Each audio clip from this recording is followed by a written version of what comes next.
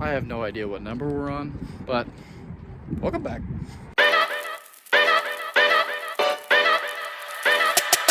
Yo! Boy, do I have a story for you guys this week.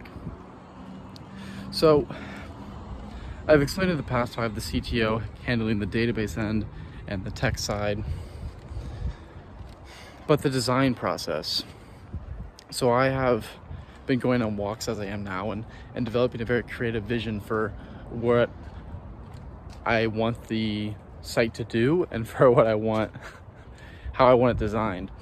And so we hired a contractor to do the web design process. So I would kind of list out documents for what I kind of wanted the site to look like, and then they would design using their expertise based on, my vision for it. And so the job they were doing wasn't very up to the standards we had. It wasn't really at all what I had hoped for and what I kind of wanted. And so I was kind of telling them, things I wanted tweaked, things I wanted edited. And we had a deadline to make because we were going to take our database and get it reviewed by someone that's very knowledgeable on it. So we needed it done in a timely manner. So I was, really up on him because he had been lackluster on deadlines in the past. And randomly, he basically sent me a text that said, as of blank time, I am no longer in partnership with your company. Like, mind you, one day before the deadline. Actually, it might have been on the deadline day. So he waits the whole week, and then on the deadline day, when he knows he's not going to get it done, he says, I am no longer in partnership with your company, and he removed me from the entire design. We were using Figma, and he just took me off the design. So that was a bit of an eye-opener. So we had to pivot, and basically my CTO was like, hey, why don't, if he's not really designing it how you want it, it doesn't really look really as you hoped it would, why don't you just design it? And so that's going to be the next part. So now that I told you that I'm going to just be the one designing it, I'll show you next week what the actual design looks like. But essentially I had a hard deadline of about it was Wednesday night, and I had to get it done by Friday. So I had to learn how to use Figma, which was way easier than I thought it would be, and then get the design out. And it ended up being probably the best decision I made in a while, was to just do it myself, because I can accurately craft the vision and I don't have to explain it to someone else. I can just kind of use my creativity to build what I think would be best, and then from there we can get students' feedback on the best UI designs, and get students' feedback and educators' feedback and organizations' feedback on what types of features they would really want. And I can hire someone that's good on typography or color theory to really evoke the certain emotions that the site needs to do, so that we can get the best results possible and actually help the people in the best way. But I think the act of, at least for the start, it's hard for a designer to see it and design the core of it. But once I've had time and effort and energy into this is kind of where we're going with it, and they can kind of start to see the vision come to fruition, it's much easier for the developers to design it. It's much easier for another designer to come in and just kind of edit it, instead of creating the whole new thing. And so I really think it's going to be a great pivot. So I have become Chief Design Officer, as my CTO likes to say. So there you go.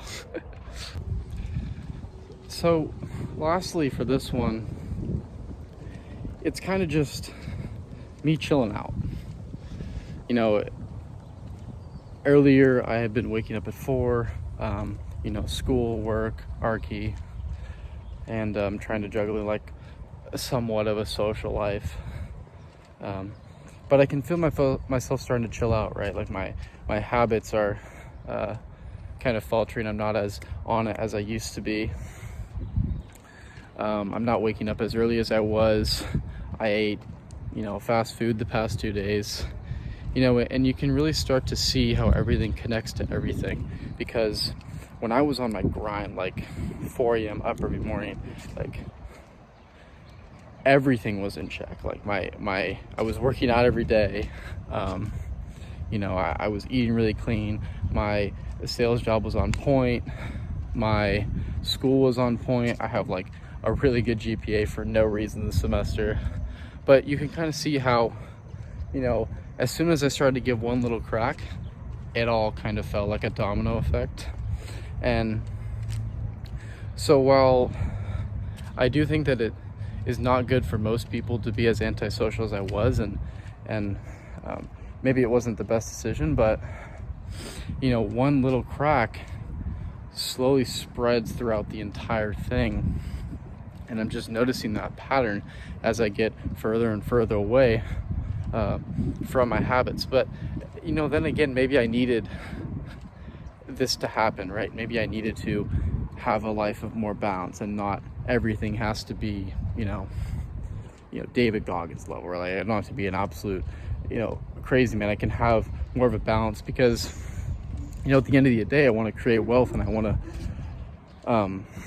have all these cool, nice things and help a lot of people.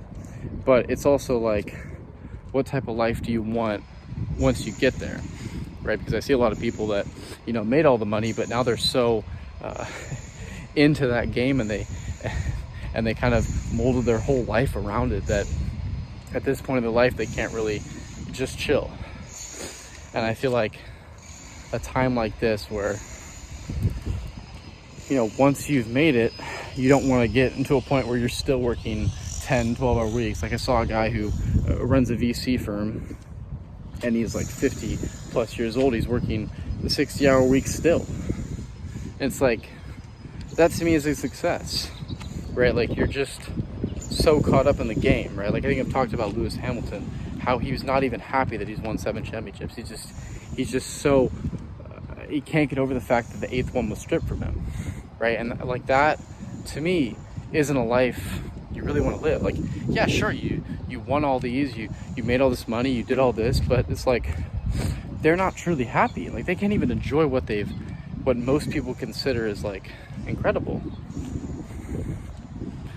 And so it's kind of finding, for me, it's like finding, well, what life do I want to really live?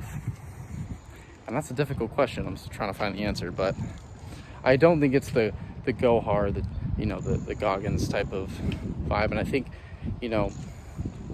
there's a place for that, but that's not the life I want to just have all the time. And so I'm slowly finding that out. I'm slowly learning that, the people you have around you and the people you share these experiences with really do matter. So I've slowly started to bring that back in, that aspect back in. But you just see the other things start to drop, and it's kind of sad to see things that were once like all check, all in order, like every day was a fucking grind. But sometimes you just gotta pivot, and sometimes you just gotta adapt. But I'm sure that beast will come out again. But for now, I think we're gonna chill out a little bit.